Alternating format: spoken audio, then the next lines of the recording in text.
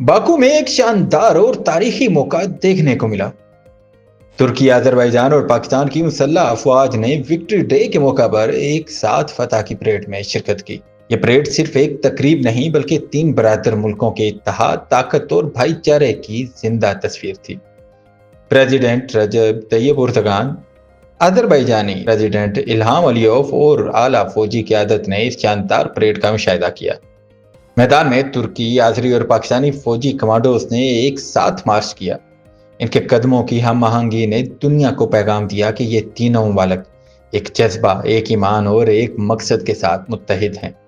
Turkish F-16 और Azerbaijani aircraft ने आसमान में सुर्ख, सब्ज और सफेद रंग के धुएं से तीनों मुल्कों के परचम बनाए और आसमान पर ब्रदरहुड इन स्काई का खूबसूरत मंजर तख्लीक किया। परेड के दौरान नारे गूंजते रहे, पाकिस्तान जिंदाबाद, अजरबैजान वार ओल्शन, तुर्की फॉरएवर। सदर एर्दोगान और सदर अलीयेव ने अपने पैगामात में कहा कि ये दिन सिर्फ अजरबैजान की फतह का नहीं बल्कि पूरे मुस्लिम वर्ल्ड के इत्तेहाद और अज़्म का दिन है। आज बाकू की फिजा में जोश, फख्र और मोहब्बत एक साथ महसूस की गई।